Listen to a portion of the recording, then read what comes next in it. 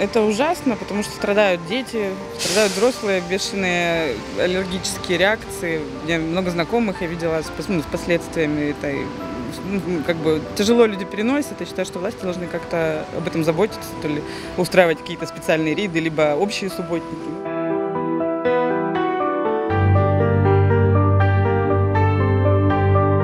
Вначале аллергические реакции могут протекать в виде короткого такого периода, занимать зуда, чихания незначительного, и в дальнейшем длительность аллергических проявлений растет, и они становятся тяжелее.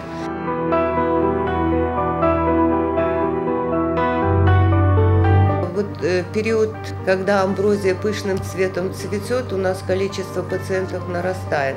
Мы часто радуемся, когда идет дождь, он смывает вот эту пыльцу.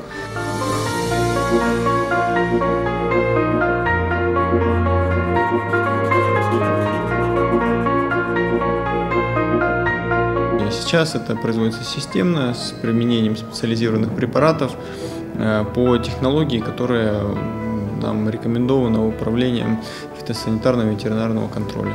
Сначала устранение, потом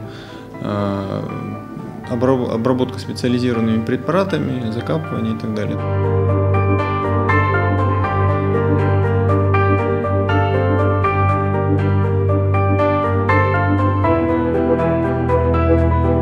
Формируется техническое задание. На основании технического задания мы проводим процедуру закупки, определяем подрядную организацию.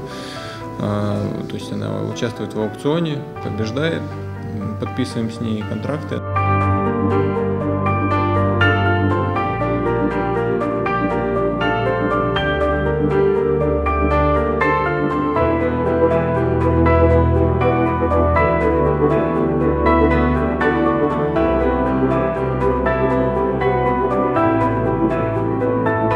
Вот за одну неделю мы получили более 20 обращений.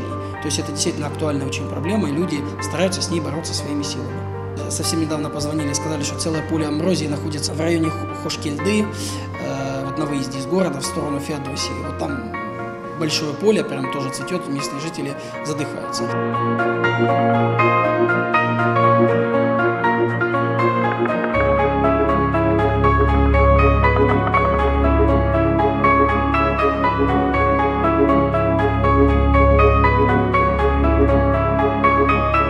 Я всех призываю, не будьте равнодушными. Если даже вы не страдаете амброзией, то поверьте, люди, которые рядом с вами, так или иначе это ощущают и знают, какая это зараза.